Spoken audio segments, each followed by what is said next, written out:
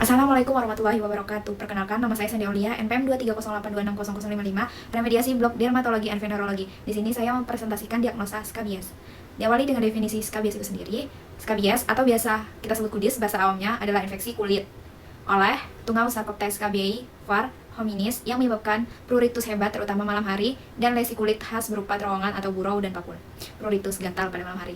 Kemudian etiologinya ada Sarcoptes scabiei var hominis penyebab utama skabies. Kemudian penularan terutama kontak kulit lama dan erat.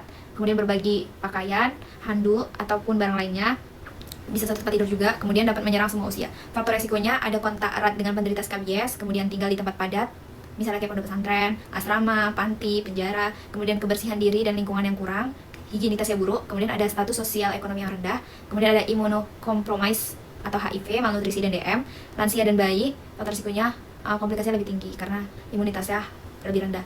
Kemudian ada pun patofisiologinya, yaitu tungau betina membuat terowongan di stratum corneum pada kulit, kemudian dia bertelur, kemudian menetas menjadi larva, kemudian menimbulkan reaksi hipersensitivitas tipe 4 terhadap antigen tungau, telur, dan ekskremennya.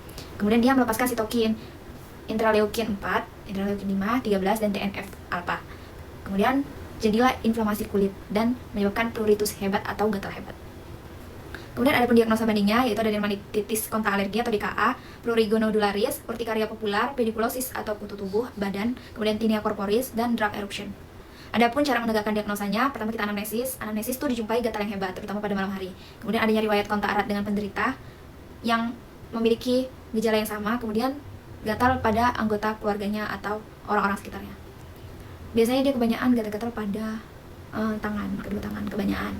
Kemudian pemeriksaan fisik, lesi khasnya itu ada burau atau terowongan seperti garis keabu-abuan, pendek berkelok, kemudian ada papul eritem, kemudian vesikal atau fustul akibat ekskoriasi. Kemudian untuk lokasi predileksinya biasanya setelah jari tangan, pergelangan tangan, siku, ketiak, sekitar puting, umbilikus, bokong, genital, kemudian paha bagian dalam.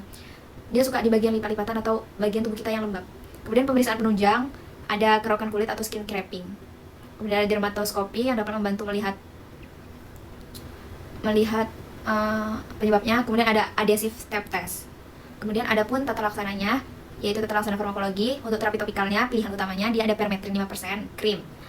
Itu kita berikan atau kasih tahu kepada pasiennya untuk oleskan dari leher ke bawah, termasuk jari, kuku, genital, bokong, lipatan-lipatan kulit. Kita diamkan selama 8-12 jam, kemudian kita mandi. Kita ulangi terus sampai 7 hari atau seminggu. Kemudian ada sulfur 5-10%. Pada bayi atau ibu hamil bisa kita berikan obat tersebut. Itu sama kita oleskan juga seluruh tubuh, didiamkan dalam semalam. Ulangi setelah 3 hari. Kemudian ada Crotamiton 10% krim atau lotion, kita oleskan 2 kali sehari selama 5 hari. Itu alternatif. Kemudian ada terapi oral pada skabies crustosa atau kasus yang berat. Ada ivermectin 200 mikrogram per kilogram berat badan per oral. Dosisnya tunggal. Kita ulangi setelah 7-14 hari. Kemudian ada antihistamin oral, misalnya kayak cetirizine 10 mg 1 kali sehari atau loratadine 10 mg 1 kali sehari untuk mengurangi gatal. Kemudian ada tata laksana farmakologi pada skabies ini sendiri. Bisa kita lakukan cuci pakaian, spray handuk dengan air panas, suhunya di atas 50 derajat Celcius, kemudian kita keringkan dengan panas yang tinggi. Jika tidak dapat dicuci, maka kita simpan dalam plastik tertutup rapat minimal 72 jam. Kemudian ada pengobatan massal pada anggota keluarga serumah atau yang terkontak erat meskipun tanpa gejala. Jadi yang diobati ini bukan yang mengalami gejala itu aja, kalau bisa kayak dalam satu rumah, karena biar nggak tertular ke yang lain. Terus juga bisa jadi yang lainnya tuh ada tapi kita nggak tahu. Kemudian kita potong kuku pendek untuk mencegah ekskoriasi atau infeksi sekunder, biar mengurangi infeksi juga. Kemudian kita edukasi kepada pasien bahwasanya penyakit menular.